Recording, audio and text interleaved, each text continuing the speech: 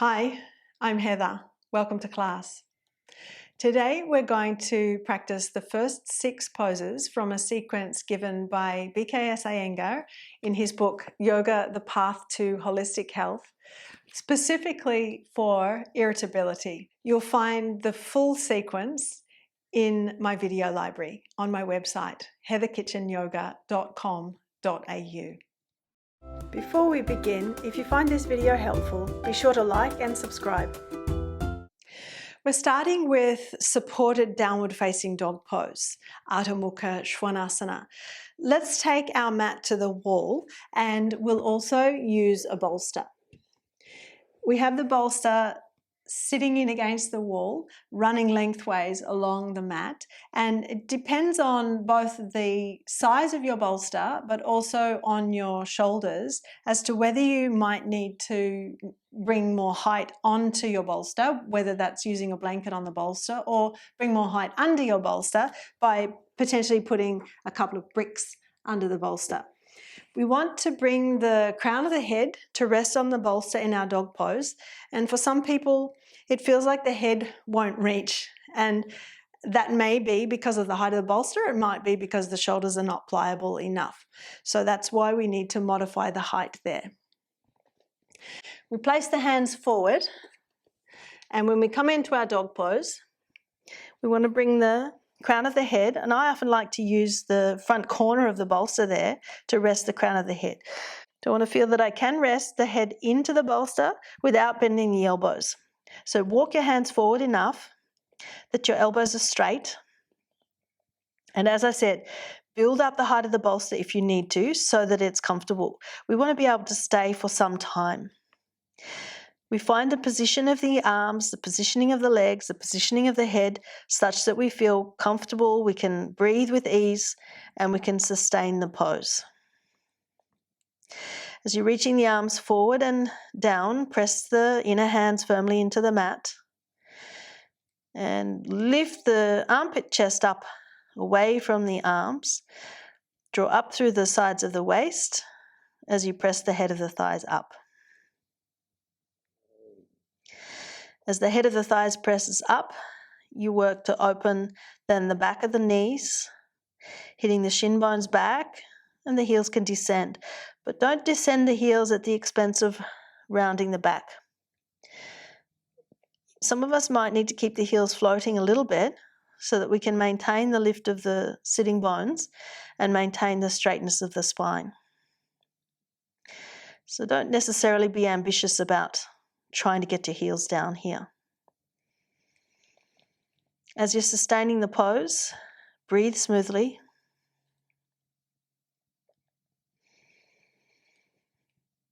We want to bring a steady quality to the breath, so that helps to bring a steady quality to the mind.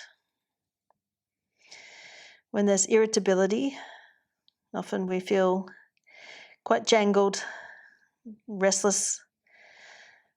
It might be hard for us to stay still for some time, but that's part of the discipline here in this practice.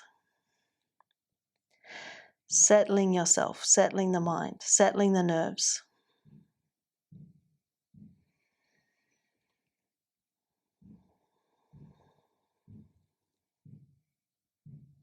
Then to come out of the pose, lift your head up off the bolster, bring your knees to the floor, and come to sit up. We're going to move on to seated Baddha Konasana. So we'll be sitting in the bound angle pose, and we'll keep our bolster there. We'll use the wall for the back body for support.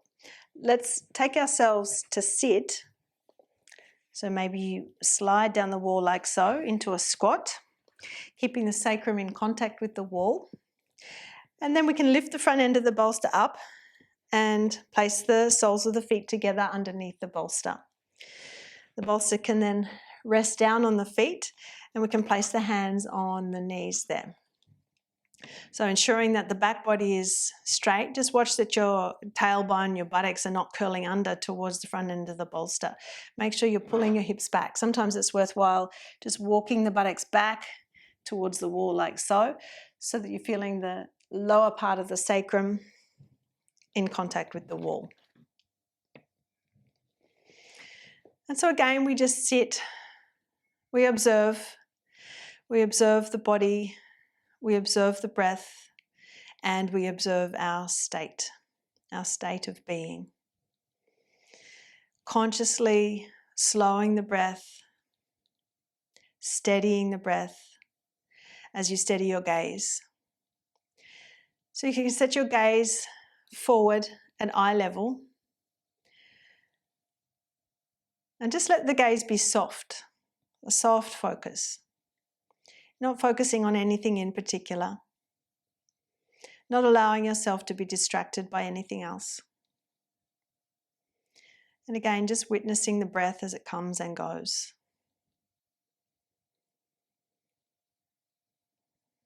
Keep your shoulders pressing back to the wall, chest lifted. It may be helpful at some point to stretch the arms down the wall, draw your shoulder blades down the wall, have the palms facing forward, and see if that helps you with the action of rolling your shoulders back and lifting and broadening your chest. And then you can replace your hands back on the thighs. And you're not trying to press the knees down. You're just allowing the legs to be.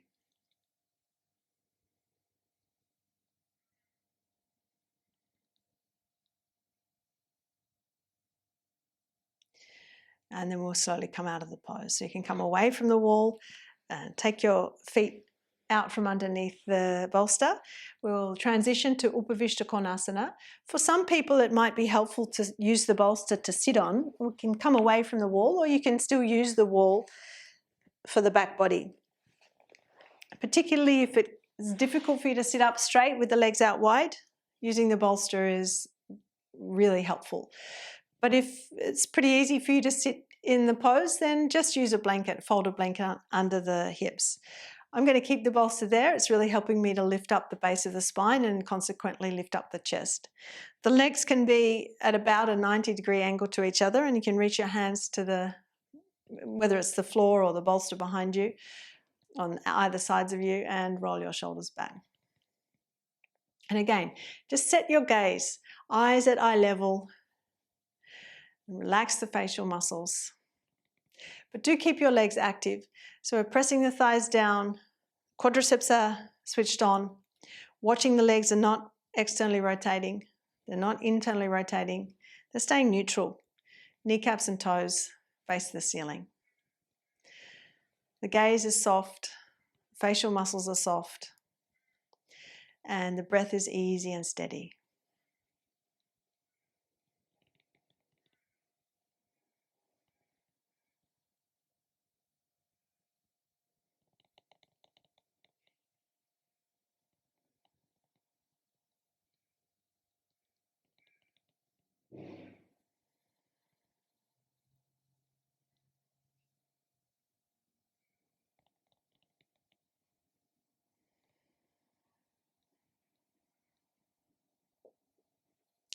And then we'll come out of the pose. So you can bring your legs back together. We'll prepare to stand up. We're going to bring a chair in for the next pose. Using the chair, place it against the wall so that it's secure and it doesn't slip. Have a bolster nearby, and we'll use a brick. So we sit with the thighs off the seat. We want to be able to stretch the legs straight. We're going to come into Paschimottanasana, or Adho Mukha Paschimottanasana. We'll be using the brick underneath the balls of the feet so that we can press into the front corner of the brick with the balls of the feet. Now coming forward, you might feel a bit concerned you're going to slip off the seat, especially if you're forward well on that chair. So just make sure you feel like your sitting bones are going to stay on the chair and that your brick is in the right spot. You might like to hold the seat as you come forward, find your way forward. Perhaps you can reach your fingertips to the floor. If not, then keep holding the seat. What we want to achieve is some support. So having a bolster here running along the thighs can be really helpful as you come forward. And perhaps you reach your hands to the end of the bolster, and perhaps you reach your forearms to the bolster itself there for your forehead to come and rest on. If that's not doable, then can you build up the height for the forehead? Can you stack a blanket or two there for the forehead as you come forward? We want to find that we're comfortable, that we've got the right feeling there under the sitting bones, the right feeling of support under the feet, and the right feeling of support underneath the head, so that we can stay. The inner thighs are rolling down, so the inner feet are staying in contact. Ankle bones, big toe bones in contact. And the inner feet particularly, the balls of the big toes are pressing into your brick. Then as you relax your jaw, relax the facial muscles, steady your breath.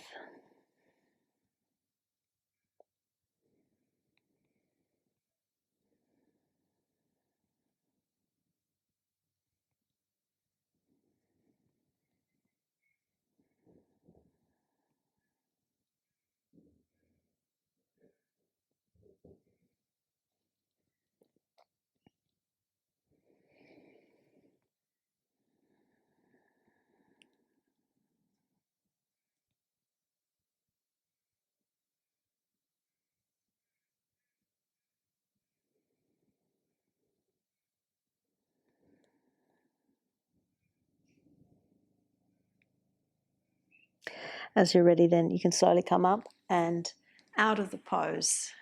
Just bend your knees and sit there for a moment. Relax the legs. Often it's good to come out of a forward bend, which lends itself to being quiet, to just sit for a moment and allow the residue of that quietness to stay with you.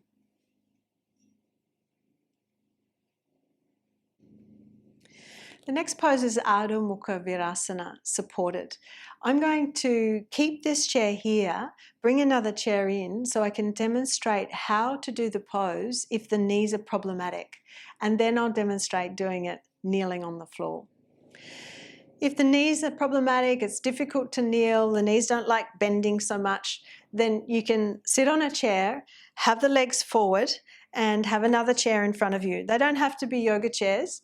However, you do want to see that you've got something here like a bolster to support underneath the chest and the head. So this can come all the way from above the navel up to support the chest and the upper abdomen. And you come to rest like so. If your knees are willing to bend quite well, then we can do on the floor. Now, for some people, the knees are willing to bend, but perhaps not to this degree. If that's the case, you can always wedge a blanket in here, right into the knee crease, or have a good folded blanket here between the buttocks and the heels, just to stop the knees from feeling uncomfortable when we come into this pose. But the bolster comes between the thighs, so again, it's under the upper abdomen, it's under the chest, and then we can come forward to rest. Whether you have the forearms on the bolster and your forehead on your forearms, or whether you have your forearms on the floor and your head turned in one direction, resting on the bolster. You decide.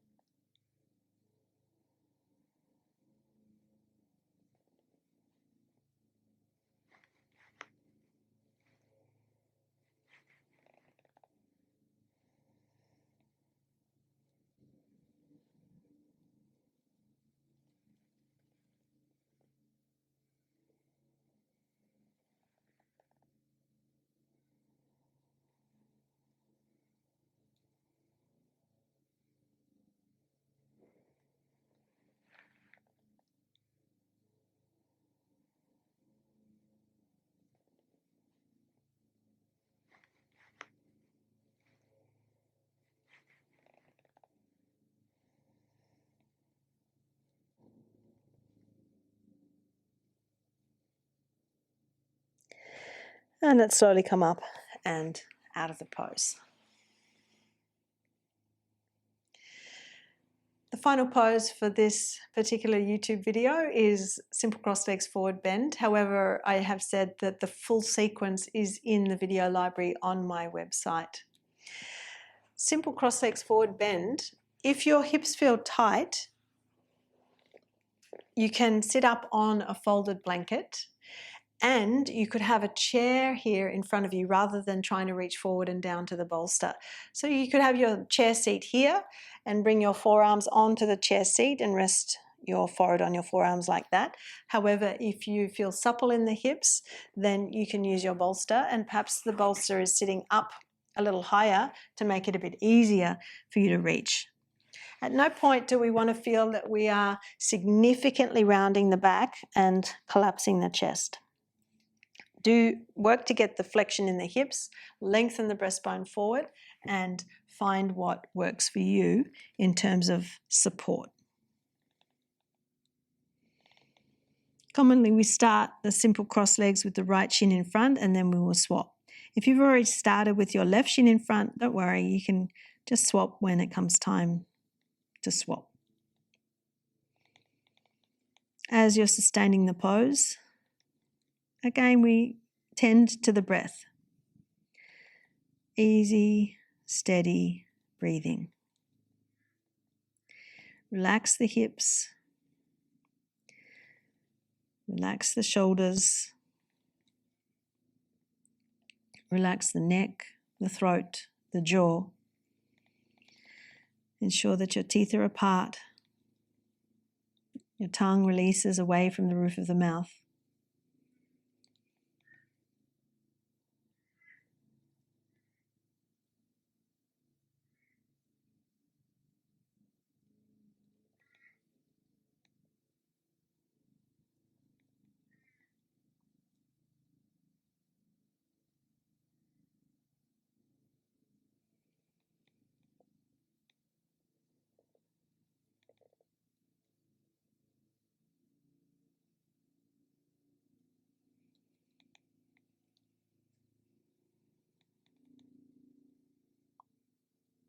And when you're ready, come to sit, and we'll swap the cross of the legs. Bring the opposite shin in front, feet in line with the knees. The knees and the feet are contained within the width of the mat. Come forward, find your support. You'll note I like working with the bolster going across the width of the mat for this, so the arms can rest on the bolster and therefore the armpit chest is lengthening, staying open. Once more, we find support for the forehead. Relax the jaw, the throat, the neck, the shoulders. Likewise, relax the groins, relax the hips, the buttocks. Slow your breath down.